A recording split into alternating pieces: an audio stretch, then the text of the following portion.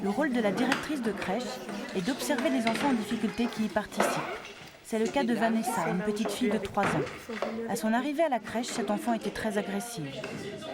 Cette observation précise permet à Claudine de se rendre compte des progrès de Vanessa. Bonjour, t'es toujours partante. Ah, c'est une locomotive. Claudine Prado est directrice de la crèche familiale Beaugrenelle à Paris, une structure différente de la crèche collective. Ici, 65 enfants sont répartis chez les 29 assistantes maternelles salariées de la crèche. Chaque semaine, Claudine se rend dans ce square où plusieurs assistantes maternelles se retrouvent tous les jours. Un moyen pour la directrice de la crèche de contrôler leur travail et d'observer les enfants. J'ai encore... Je suis trop lente, mais oui, je suis là. Je crois qu'il faut aller la voir parce qu'elle est inquiète. Et puis, Viens, fais voir, Madame Prado, comme tu marches. Fais voir. oh, ben dis donc. Une grande première. Ce sont les premiers pas que tu fais. Ouais. Bravo, Emma. C'est le premier pas. C'est depuis quand? 2-3 jours, j'irai. 2-3 jours. C'est important de voir dans un espace ouvert comme ça, on n'y voit pas les mêmes choses que chez l'assistance maternelle. Hein. On voit les enfants plus en interaction avec d'autres. Dans la mesure où il y a plus de place, on voit plus leurs déplacements. Et ça aussi, c'est important de voir comment ils s'organisent. Vous avez bien dormi? Bah oui. Oui, vous avez fait une bonne sieste? Oui. Je suis mis à un nu. Et ta petite sœur, elle va bien? Oui. Moi aussi, Elle dort? Moi aussi, je vais bien. Être directrice de crèche familiale, ça veut dire être dans un bureau, ça veut dire être dans un atelier de psychomotricité, être dans un atelier dit d'éveil avec l'éducatrice, c'est être au domicile d'assistante maternelle, c'est être dans la rue, on les rencontre dans la rue, c'est être au square, c'est aussi rencontrer dans une salle de réunion. Finalement, on est un peu partout.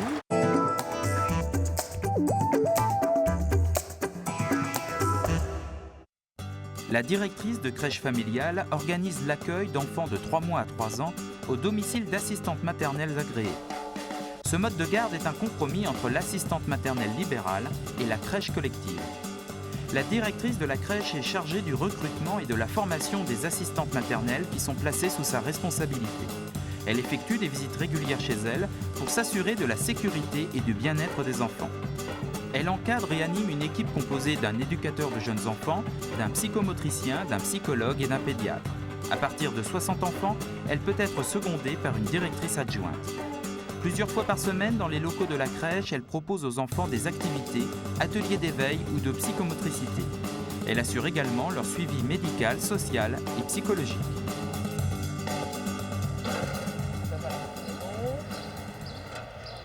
Aujourd'hui, Claudine se rend chez une assistante maternelle en formation. Elle est accompagnée de Justine, une stagiaire puéricultrice.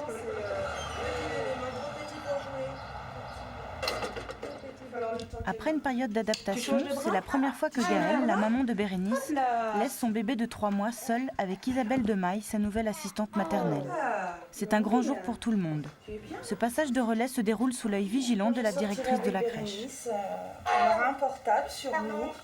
Au cas où maman ou papa appelle, pour pas rester dans l'inquiétude du téléphone qui répond pas à la maison. Allez, viens, tu m'étonnes.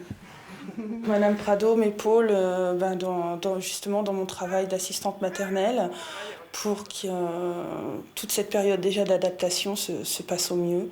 Et s'il y a le moindre souci, elle est toujours là pour répondre à n'importe quelle question. La séparation n'est pas facile pour la maman de Bérénice. Claudine est là pour la rassurer, mais surtout pour vérifier avec elle que son bébé est bien installé. Et voilà. L'environnement de mademoiselle. Voilà, où est Bérénice? Vous l'avez plusieurs fois couché ici dans ce lit? Oui, voilà. On était juste à côté et on l'a couché là. Donc elle entendait à la fois ma voix et celle de Madame Demaille. Et puis voilà, elle s'est faite un petit mobile aussi. Aux filles qui venaient de temps en temps la voir. Donc c'est bien. Hein? Bonne organisation. Vous avez vu ça, hein? Non, mais c'est vrai que toutes les deux... Oui, vous m'aviez parlé en fait des biberons, vous pouvez me montrer? Oui. Claudine s'assure une dernière fois que tout est prêt chez l'assistante maternelle pour recevoir Bérénice. Voilà. Donc D'accord. en fait, je les stérilise dans un appareil Voilà. qui va au micro-ondes. Vous avez déjà prévu le lait? J'ai le lait. Vous avez le lait, d'accord. Elle a déjà été vue par un médecin, une psychologue et une assistante sociale qui sont venues voir donc, son domicile. Donc moi je revérifie quand même ce chauffage, ces prises, on a les produits ménagers, tout ce qui est de l'ordre de la sécurité. Je regarde quelle place elle a fait à l'enfant dans cet espace physique qui, ma foi, n'est pas très grand ici. On en a parlé avec Madame de Maille, mais où l'enfant va pouvoir trouver sa place, que j'appellerais l'espace psychologique. Que l'enfant ait son petit univers, qu'il ait son petit endroit où il puisse aller, ça nous paraît important.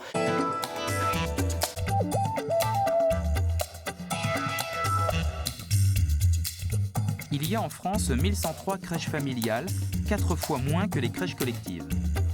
Une directrice de crèche familiale est titulaire d'un diplôme du ministère de la Santé, puéricultrice ou médecin. Elle doit avoir une expérience d'au moins 5 ans auprès des enfants. Les horaires d'une crèche familiale sont plus souples pour les parents et les enfants malades sont plus souvent admis qu'en crèche collective. Les assistantes maternelles sont salariées par la crèche et touchent 503 € bruts par mois et par enfant. Ce tarif ne correspond pas à la somme versée par les parents qui payent en fonction de leurs revenus. Une directrice de crèche familiale gagne environ 2 300 € bruts par mois dès son entrée en fonction et 3 000 € maximum en fin de carrière.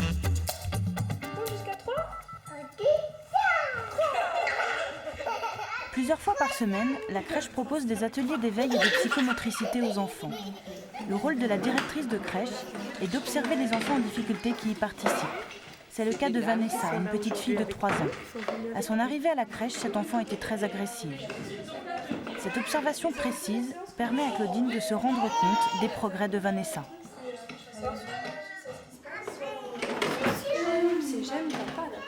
J'aime papa, j'aime maman, mon petit chat, mon petit chien, mon petit frère.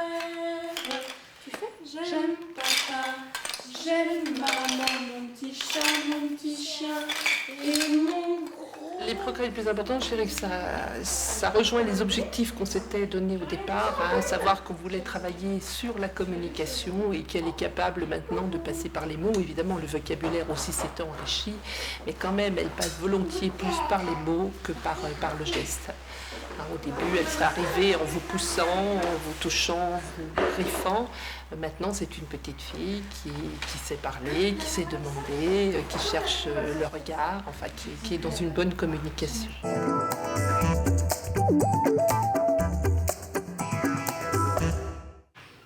Aujourd'hui, on va faire donc la réunion sur les urgences. Madame Fromageau va vous faire la réanimation. Claudine Prado est responsable de tous les enfants de la crèche. Une charge difficile à gérer, car ils passent l'essentiel de leur temps au domicile des assistantes maternelles. En cas de danger, elle peut rarement intervenir. C'est pour cela que chaque année, elle organise avec la pédiatre de la crèche des réunions pour montrer les gestes d'urgence. On va commencer par le malaise grave du nourrisson et de l'enfant. Donc, arrêt respiratoire, arrêt cardio-respiratoire. Comment vous comprenez ce qui se passe, comment vous évaluez les choses et un moyen pour les anciennes de réviser leurs connaissances et pour les nouvelles, comme Isabelle de Maille, d'acquérir les réflexes indispensables. Vous avez un doute, vous allez aussi faire les massages cardiaques, c'est-à-dire réanimation cardio-respiratoire. Ok, alors on y va. Voilà, tête bien en arrière. Si vous n'avez rien, vous maintenez bien sa tête et on y va. Et puis on lui fait... Voilà, vous voyez, la cage thoracique se soulève bien. Très vite, bon. On va voir si l'enfant récupère, s'il se recolore, s'il bouge, si sa respiration repart. Assez rapidement, il faut souffler 20 à 25 fois par minute pour se rapprocher le plus possible du rythme cardio-respiratoire de l'enfant. La directrice doit également veiller à ce que les enfants soient épanouis. À l'annexe de la crèche Beaugrenelle, la psychologue réunit chaque semaine des assistantes maternelles qui ont parfois du mal à faire face à toutes les situations. Aujourd'hui, elle parle de la colère des enfants. Il y a déjà la crise de l'opposition déjà.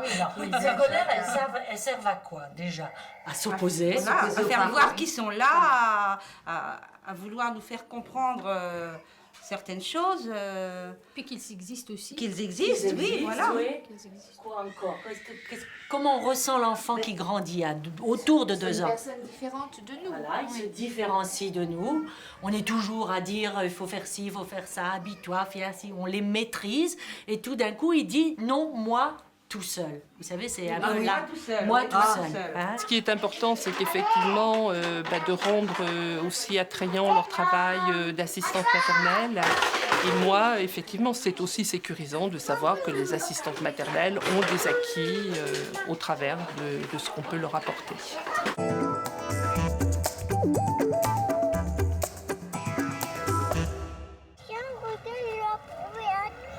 Gaëlle, la mère de Bérénice, a une autre fille, Oriane, inscrite elle aussi à la crèche Beaugrenelle. Sophie, maman de Lisa, Mathie et Eno, a également choisi la crèche familiale pour ses 3 filles. Ce mode de garde leur convient parfaitement, même si des améliorations leur semblent possibles. On sent que l'enfant est épanoui lorsqu'il sort de chez l'assistante maternelle, de son atelier. Mais il est vrai que par manque de temps, lorsqu'on travaille, on n'a quand même pas trop le loisir d'avoir un détail de programme d'atelier. C'est-à-dire que journellement, l'enfant nous parle, mais bien sûr, l'enfant est très jeune, donc n'a pas toujours la faculté. Et puis c'est sûr qu'en fin de journée, il est fatigué. Mais on n'a pas un programme vraiment... on ne sait pas ce qu'il a fait de la journée. Par rapport aux ateliers. Hein, oui, c'est vrai que l'éducatrice ou la psychomotricienne nous disent quand vous arrivez, mais c'est vrai que ça pourrait effectivement être l'objet d'un travail de l'équipe de manière à faire quelque chose peut-être d'écrit pour les parents. Et puis expliquer pourquoi, effectivement, c'est-à-dire la progression qu'elle a peut-être dans l'année, ce qu'elle veut faire au final. Et jusqu'où elle veut les mener, en fait, c'est vrai que ce serait très intéressant. Vous, Madame Prado, vous essayez quand même de nous placer en fonction un petit peu de nos choix, de nos critères d'éducation, de beaucoup d'autres paramètres. Donc je pense que c'est la raison pour laquelle aussi on s'entend quand même vraiment bien avec nos assistantes maternelles. Et ça implique que vous écoutez beaucoup, et ça, moi je trouve que c'est une qualité que pour avoir vu quelques directrices de crèche, j'ai pas trouvé chez tout le monde, mais cette faculté que vous avez d'écouter, de nous écouter quand on vient, et puis de rester du temps avec nous, parce que mine de rien, vous avez plein de choses à faire, on le sait, mais c'est vrai qu'à chaque fois, vous nous consacrez vraiment beaucoup de temps. Moi, je le sais aussi pour Bérénice, on a vraiment beaucoup discuté du fait que c'était une assistante maternelle nouvellement entrée dans la crèche, et c'est vrai que ça, c'est très important. Enfin, moi, je trouve que c'est super, ça. Oui, ceci dit, c'est normal, puisqu'à partir du moment où un enfant rentre en crèche, il n'y a pas uniquement l'enfant, c'est toute la famille qui rentre dans la crèche. On fait partie de votre projet de vie, on s'inscrit là-dedans.